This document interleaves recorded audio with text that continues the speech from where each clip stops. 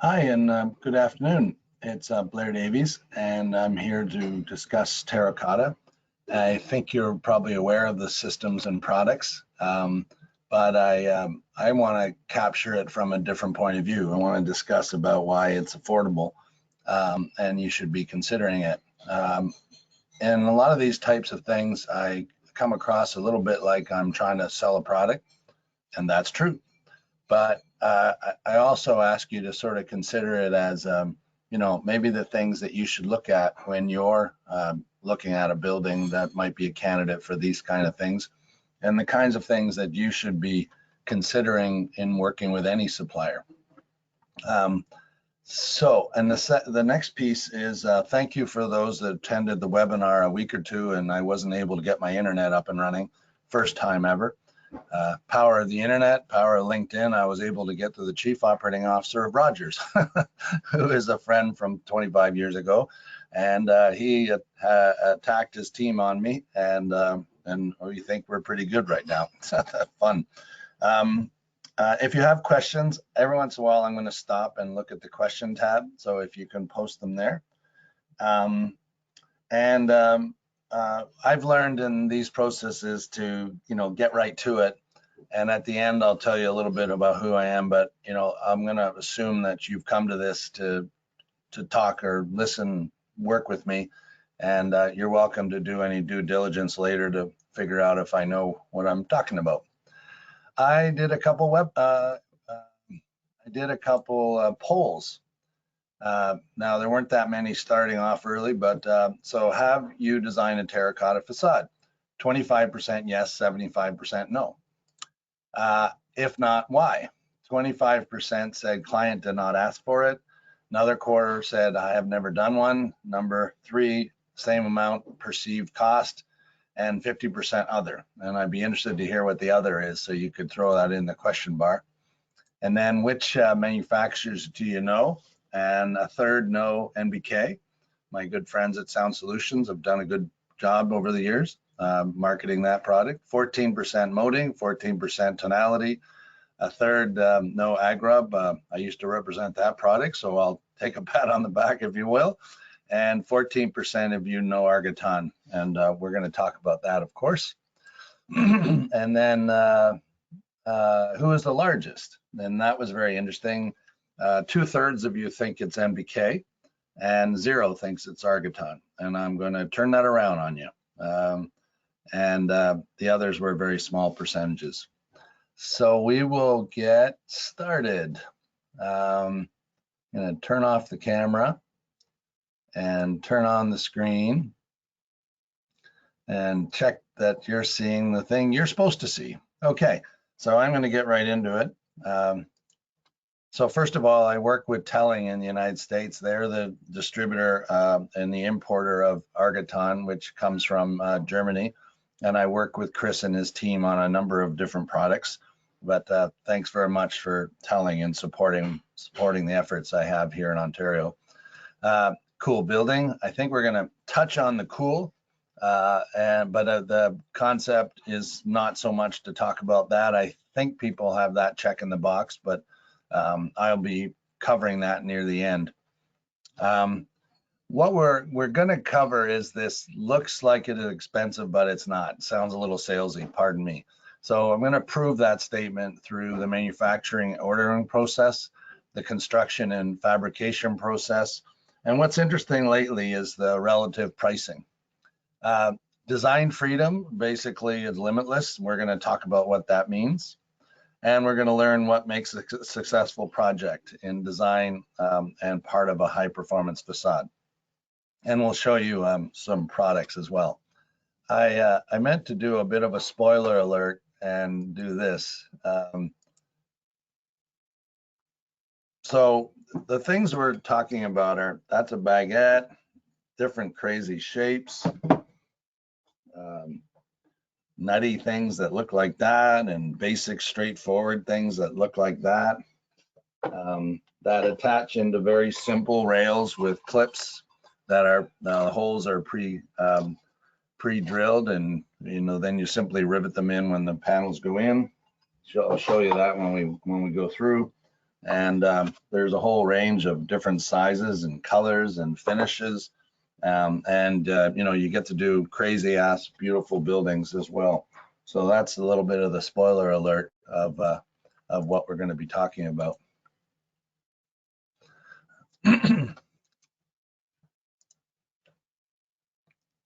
So the case I want to make, and this could make a very short webinar, is the reason why it's affordable is, first of all, you cut it to the exact dimensions, and that's not heard of in the building industry. So you're going to buy and ship exactly what you want to order, and we'll talk about that.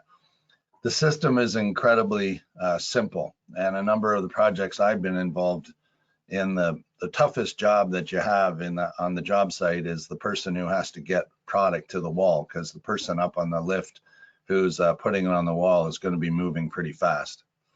And currently, a really big shift has occurred in the price of aluminum. And I know everybody loves to use aluminum plate and so forth, but it's become pretty expensive. And people are worried about pricing projects with it and it going up even further. You know, I make a joke here that the inflation on dirt is pretty much zero, because that's what terracotta basically is. And both use energy. Aluminum uses a lot more. So I'm pricing projects now that are coming in less than what might have been done in the past with aluminum. Architon, I'm going to hit design freedom. It's a extremely efficient construction, and it's made to measure. That's the summary of what I've talked about here. I'm just going to start right off with a manufacturing, a video from the company on manufacturing, and it'll just give you an overall understand. It's a little salesy, but you'll get a taste of what it's about. So you got this clay, and it's right outside the factory. And it's a very automated manufacturing process. In the Görlitz plant, tons of clay are being converted into facade panels that make. So it's a very, very simple manufacturing process, and it's not much different than the pottery that you maybe played with as a kid, but in incredibly high engineering, together in the Architon factory in Görlitz, which is in Germany. That you can rely on. The full subsidiary of Wienerberger offers a wide range of terracotta facade solutions.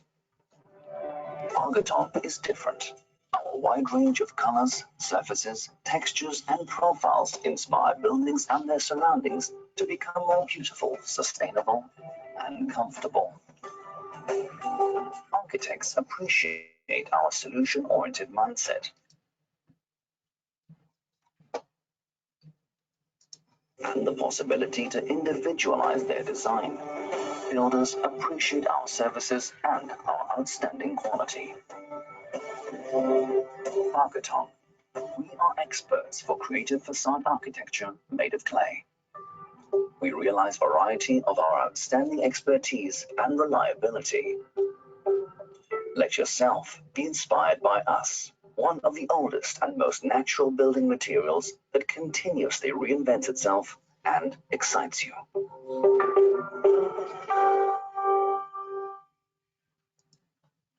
So a bit salesy, but you get the idea of simply made, the raw materials right outside the factory, and the process of making it is a very repeatable engineered business.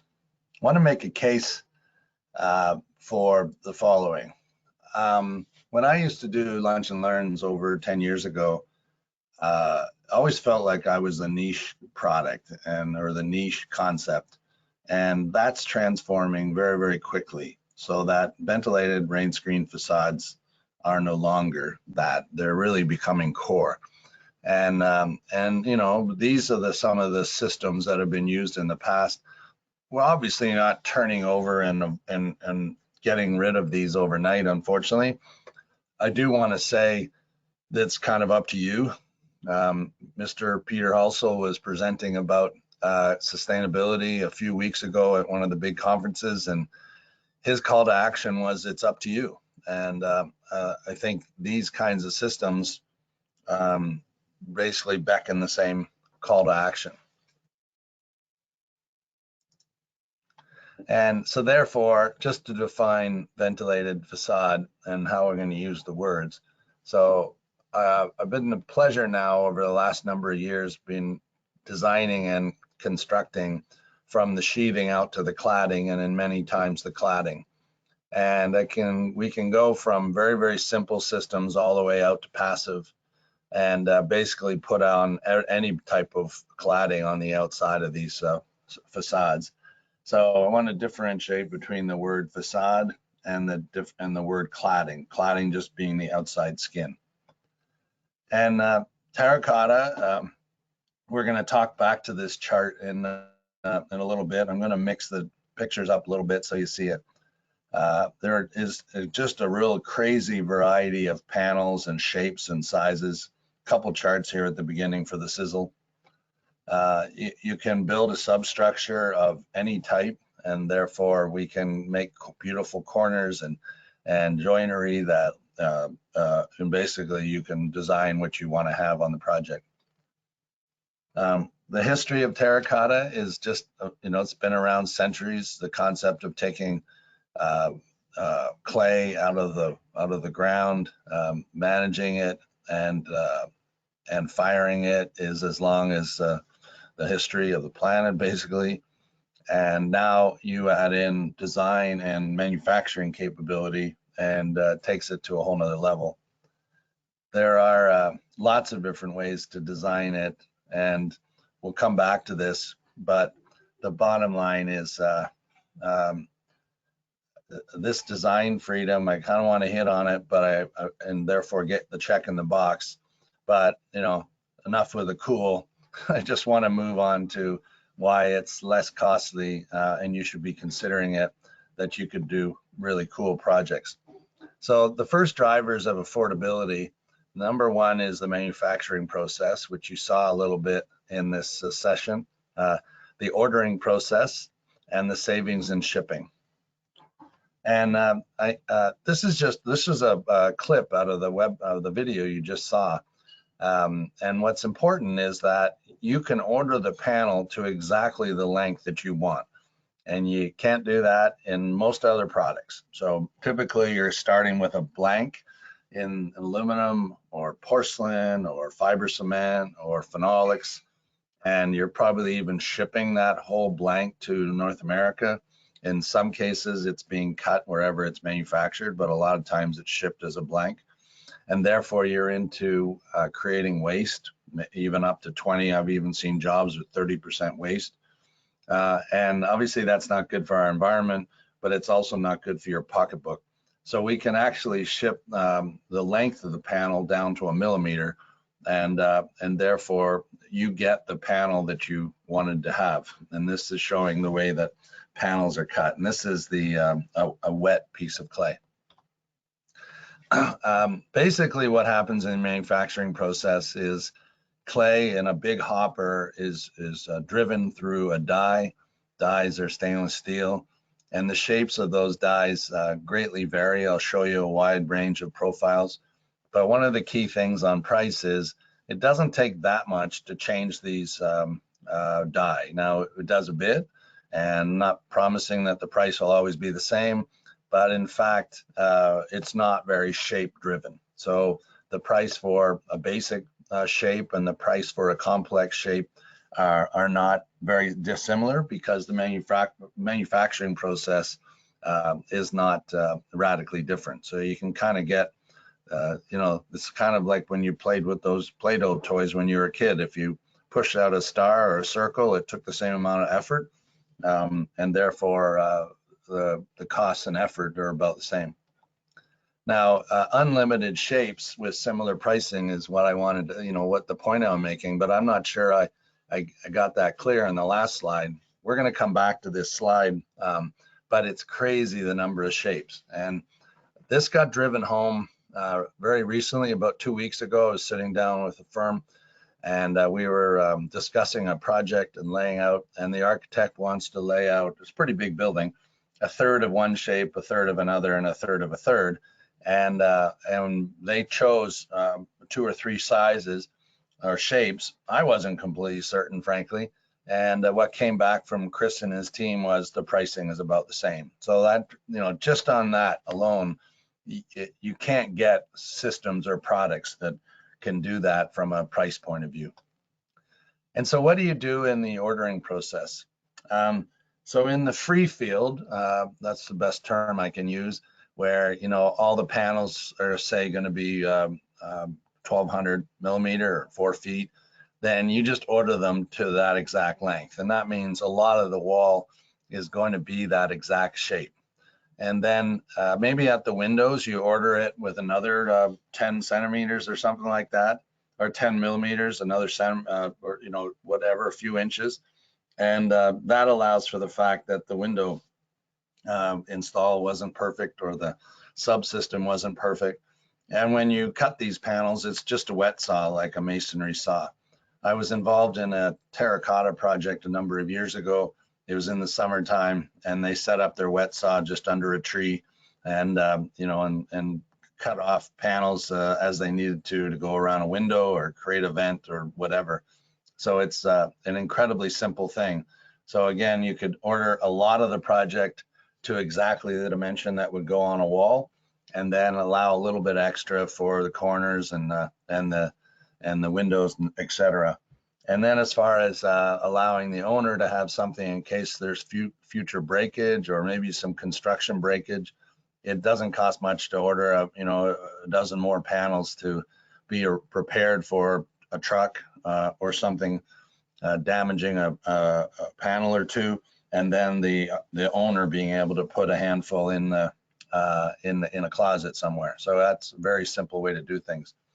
And then it's only logical that there's a big savings on shipping. So if you're going to only buy the shipping service that you need for the exact panels that you're ordering, then you can fill a container up with a whole lot more yield than you would if you were shipping a flat stock or a blank. And so you're not shipping something you're going to waste when it gets over this side of the pond. And very, very few products offer you that. So you've not only paid to ship something that's going to be waste, but you've created waste, which of course is going to go to our overall sustainability. So the first check in the box I wanted to make was that, you're cutting to exact dimensions and there's no waste. So let's move to the concept of an incredibly simple system. And I'll just see if there's any questions. I don't see any yet. No, so we'll keep trucking.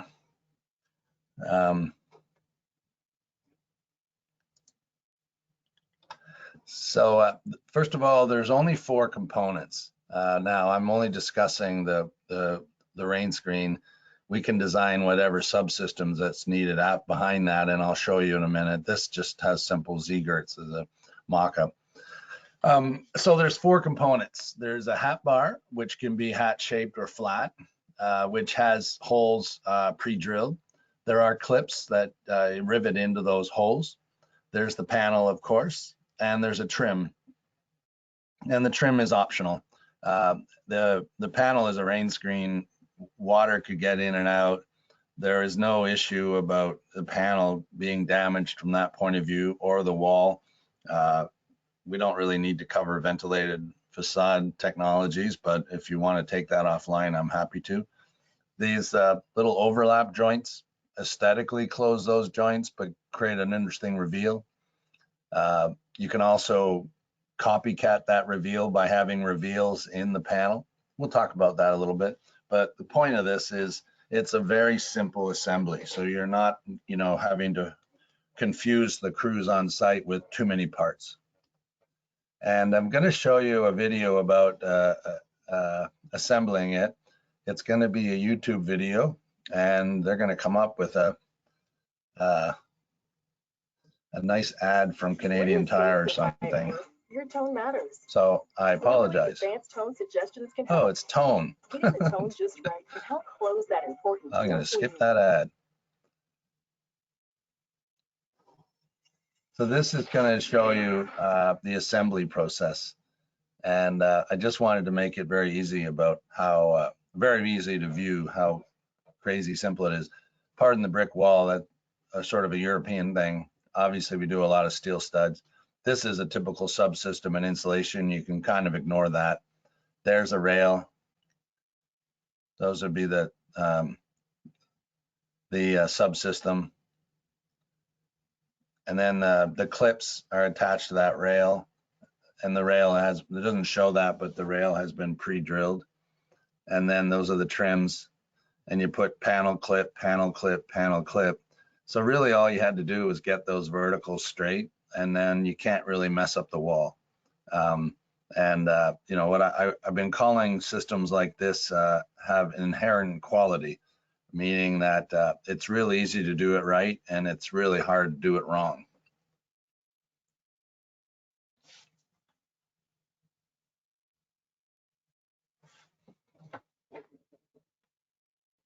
So they're showing the top of the wall and how to adjust that.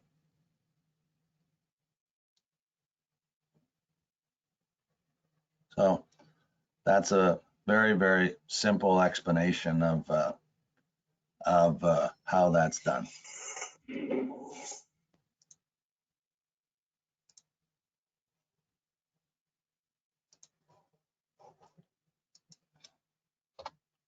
So checking the box again, incredibly simple system. Toughest thing is getting the material to the wall. So you can see why the installer up on the lift are going to be putting walls on, panels on really quickly. The person getting the panels to the wall is going to be the hard part. Oftentimes when you'll see some of those pictures I'm showing you, you have a reveal and a flat and a double reveal and things like that. That sorting can be done on the ground, and therefore panels can be lifted up in groups, and again making it very easy for the crews to move really fast. So pricing versus other materials. Now this is a little bit of Blair conjecture, but I am seeing it in real life.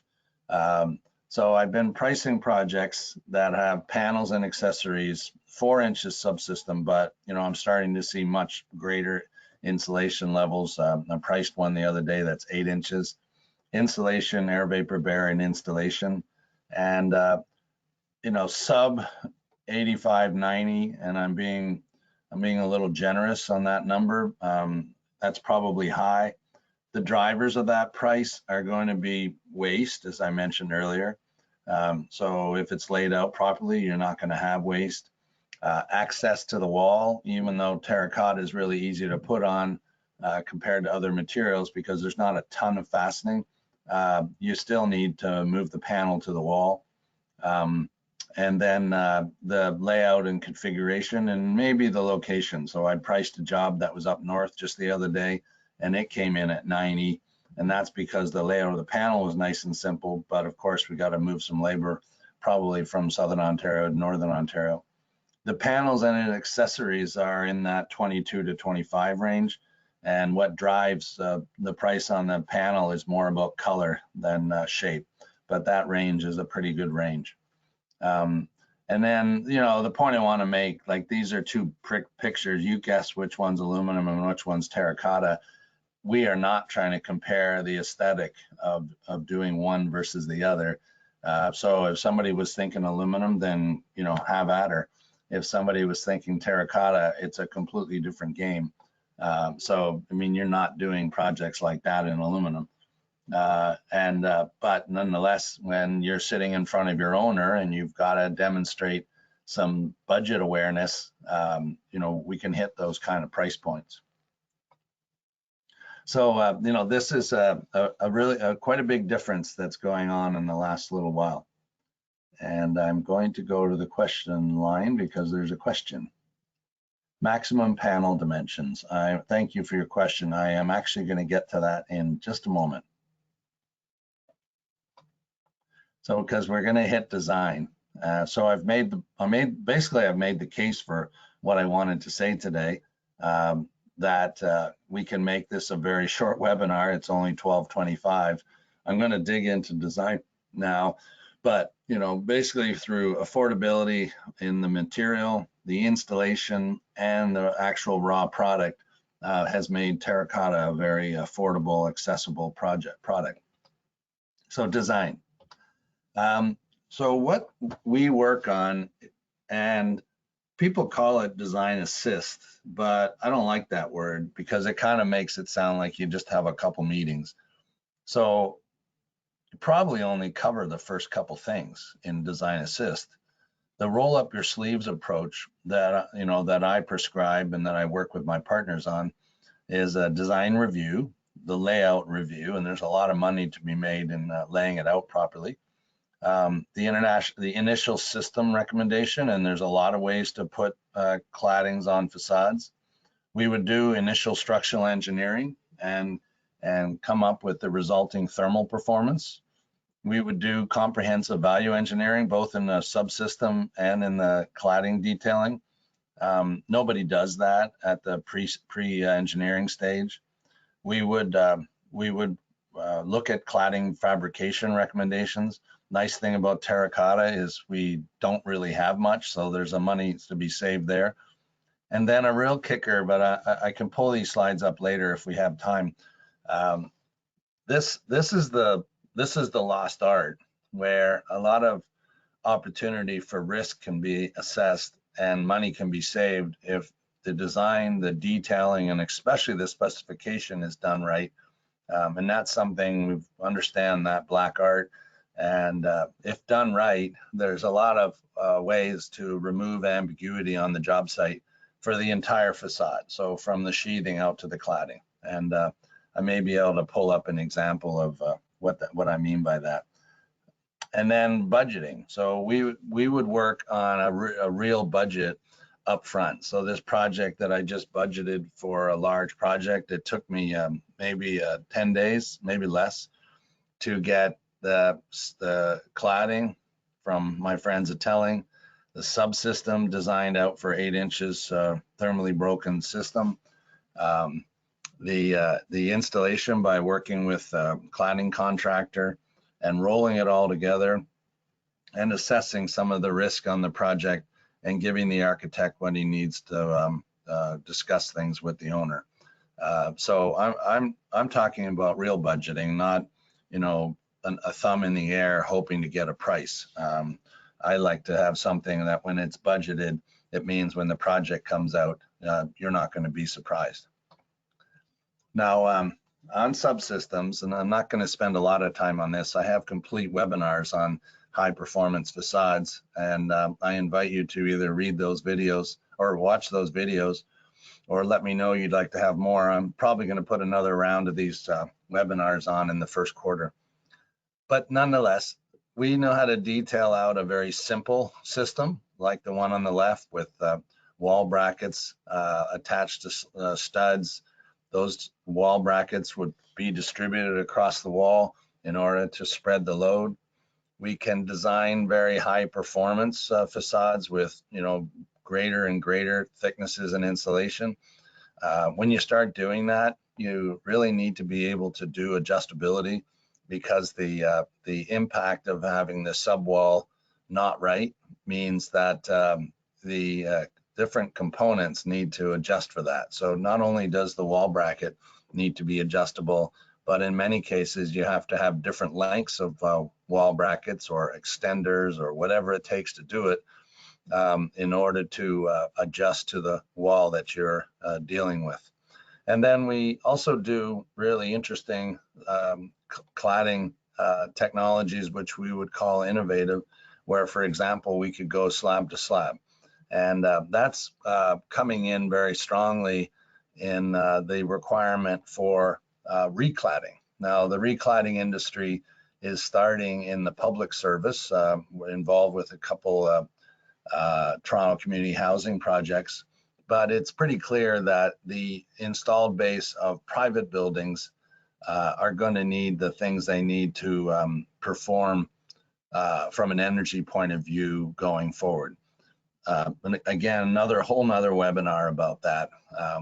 One of the big things I'm starting to see is building owners recognizing that if they don't get this done, not only their costs going to go up, but their ability to differentiate their building is going to become a long-term issue. So that's a key driver on design. Back to terracotta to a little bit, and which answers some of the questions. So in color, and I guess let me just no, I won't bother. I'll just say it, and then we can go into examples in my hands. So in color, you can have a very natural finish, and in essence, you're getting the fired clay look, and the panel itself is glazed, or not glazed, but is finished. I think this is worth showing on second thought. Okay.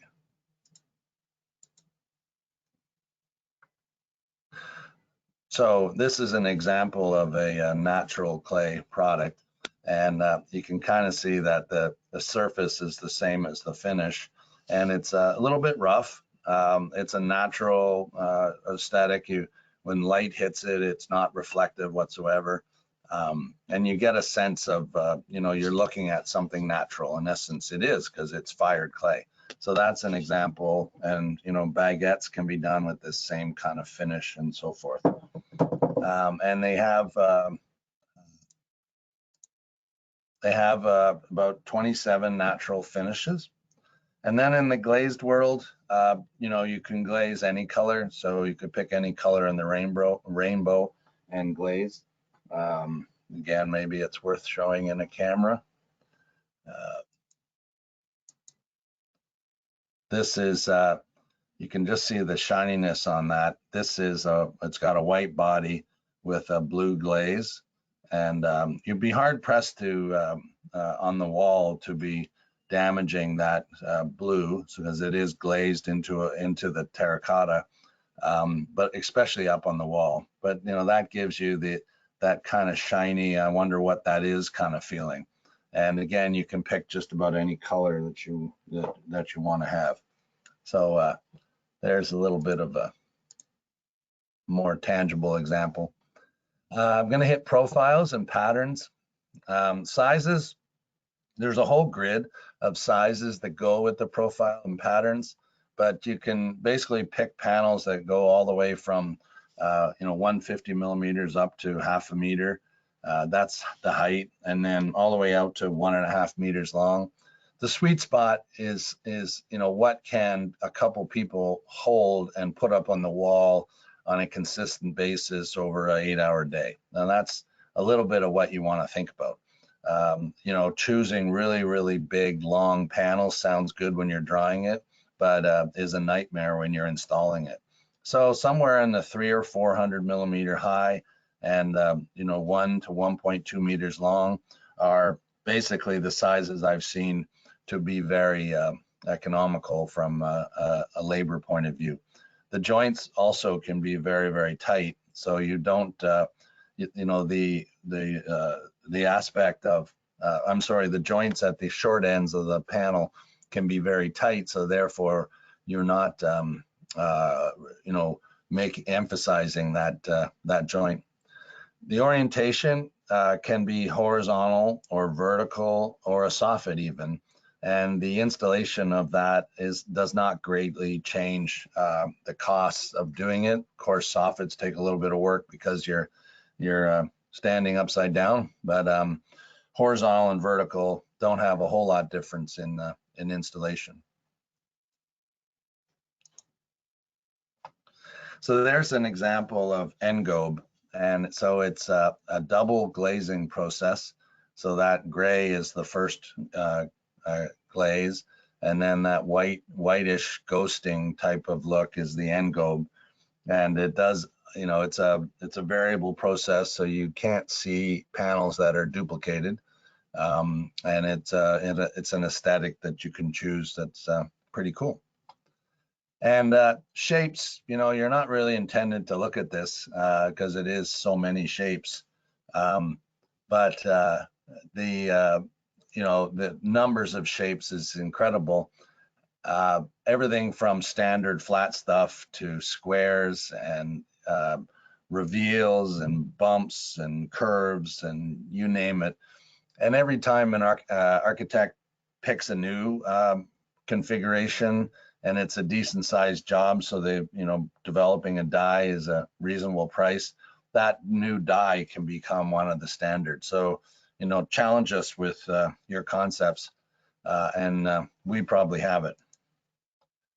There's the second page of the sort of the standards, but you can see kind of the crazy configurations that you can have in panel dimensions and sizes and shapes.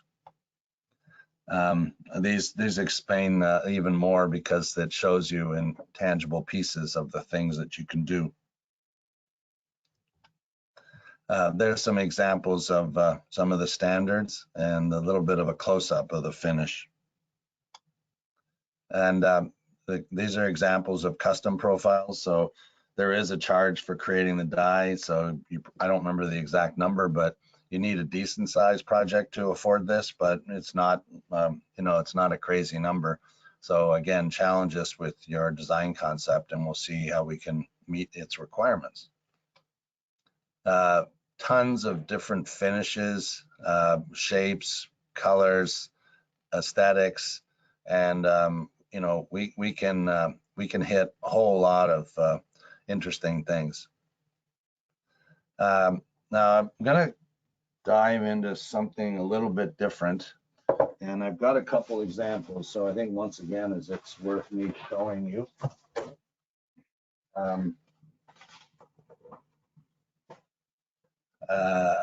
Let's do this. I've got a little bit of time, so I think it's worth doing this. Get to see my pretty face again.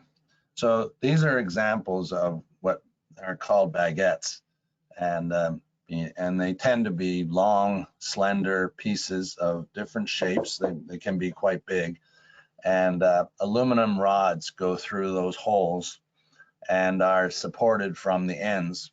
And these aluminum rods can be connected to the walls themselves. They can be connected into shading systems, which I can show you, and they could be connected into the curtain wall. For example, curtain wall suppliers can put out a knife blade connection point, and aluminum rails can be attached to those. And so you can do very, very simple, beautiful systems with the baguettes. And let me just show you some pictures of some projects. So these are showing you wall screens giving shading and aesthetics.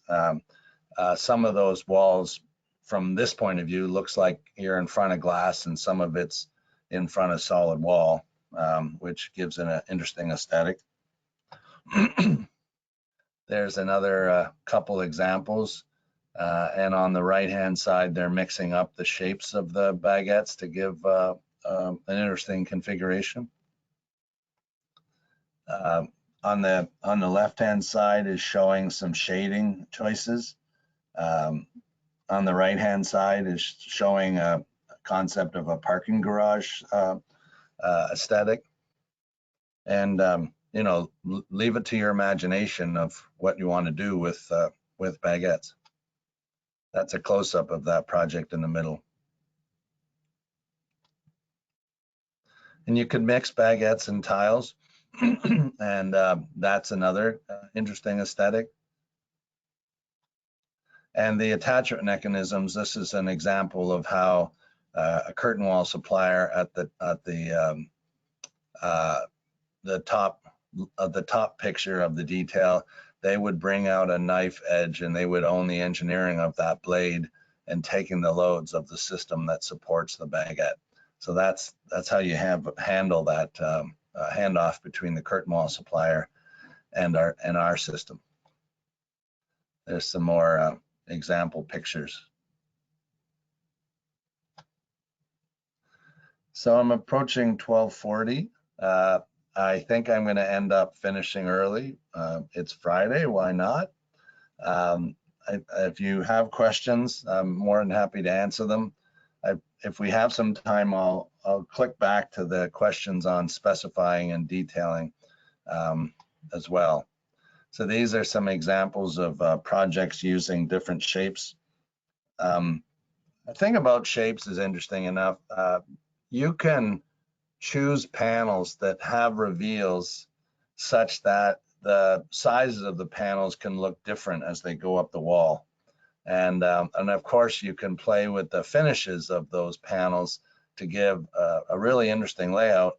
However, the install is identical because all the panels are the same size. And that's a key rhythm that you can add to your design to cut costs. These are some examples of the types of finishes that could be used and create quite a random aesthetic, although the panels themselves are the same size and therefore the subsystem is identical. And a very simple configuration as the words say here. This is just simply using 2 tones of terracotta. This was the project I showed earlier about mixing up panels and baguettes. This is an interesting example, again, in curtain wall, and the curtain wall brought out fins, and it's just an aesthetic. It's not something structural, that's easily configured into a curtain wall system, and the terracotta is just hung into their assembly. These are, I'm not even sure what to call them. They've got these bump outs in the tile, and they can create these very fascinating reveals. And the horizontal joints kind of get lost in that layout, and therefore a very interesting aesthetic right up the wall. Although this is a rendering, I wanted to bring it in because I'm actually working on a project right now that's going to have almost like a box that is 16 inches square attached into the curtain wall, and it's going to go up 3 stories and have some articulation. And in essence, by hanging tile in a factory and then bringing those curtain walls to the job site, it's going to be a very, very simple assembly and affordable, but it's going to be remarkable from a streetscape point of view. This is an example. It's actually on the front cover of our latest brochure, hence the words. And it's a really crazy shape and color that has been chosen by this architect. It's nice to go from really, really different aesthetics and go to a straightforward design. And so in conclusion on that, you know, design freedom, but very, very affordable and accessible because of very efficient construction and very efficient ordering processes. And recently won a very prestigious prize and we very much appreciate the architect who designed us into this project. This is he, and I have a range of things, and over the years I've kind of learned that that's not everything that people like about what I bring. I'm also finding that they appreciate the systems that I can go find and the people that I can go find, and I have a lot of fun bringing those people and those systems together on projects. I guess over the years now, since about 07 or so that I've been around this space, the number of connections has grown a lot, and the ability to, you know, find somebody who can do something with 2 phone calls, I seem to have been able to pull that together. And especially with terracotta, I would say throw your idea at us and let us budget it at no obligation. And you know, challenge me on that concept that it's a much more accessible product. And if you were thinking of, you know, resorting to one of the standbys like aluminum, you may be disappointing in creativity, and you may be paying more. I think I'll pass on the videos. So then I am involved with a variety of other systems, and my website contains all of those, and I hold webinars on many of them. I'm also very interested to hear what other systems that you're interested in. Recently, I've been challenged to bring a wood system in from Norway, and I'm in discussions with them to. So the thing I wanted to point out first is what we'll do in design is we'll actually take the wall system that you have on your building, and we will do the work to lay out the right wall brackets and profiles and system, and do that structural engineering, and then do the thermal work, so that we can come back to you with the best answer. So thermal, structural, budget, and value engineering all in one gate. And we do that for no cost. We can do that because of the subsystems I work with are really the configuration of well-known components, and we have a full bag of tricks in componentry. And then we can pick systems as well. You know, we're a master in designing out what's really needed. Panel layout is something we like to do right from the beginning. As I've mentioned, in Terra, it's not as big a driver because of the ability to order exactly what you want. This is the real big chart that I wanted to get to. So in the typical standard in Ontario is to throw a clip spec in the cladding document, and that's flawed because all you're really getting is the clip. The contractor only knows that he's buying a clip, and it doesn't say anything about the R value you're going to create, and it doesn't lay out the system where it needs to be. And you're really dependent on the contractor's skills to go do what you want to build. What we're involved in and we recommend is that you separate the spec for the subsystem out from the cladding spec and detail it out properly. So our spec is actually about 8 or 9 pages long. And one of the key aspects of that spec is the sole accountability. So we are responsible for detailing out and doing all the engineering and stamping drawings and developing bills of material and releasing the right kind of documents from the sheathing out to the cladding.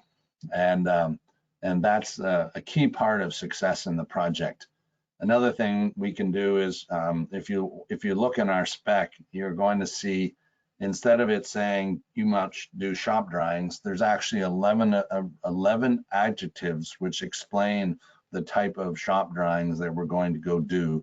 And in fact, the term shop drawing isn't even proper. We would do review documents that you can review. We would do fabrication documents that the cladding contractor can use. And we would create installation documents so that the folks on the job site can do exactly what's needed. And therefore, you know, the project's going to come off. We have a very, you know, high success rate because of that ability.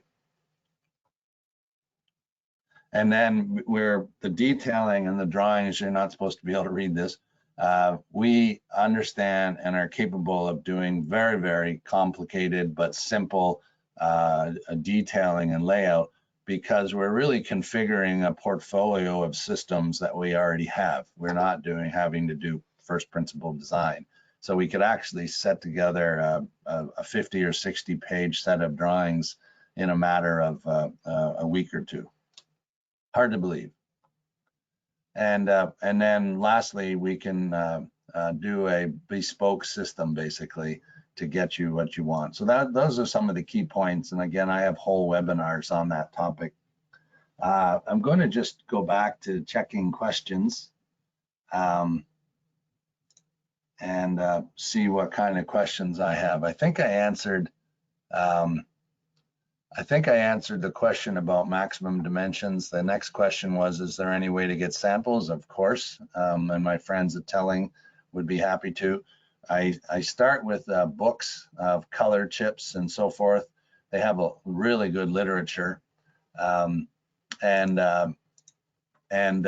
for an example,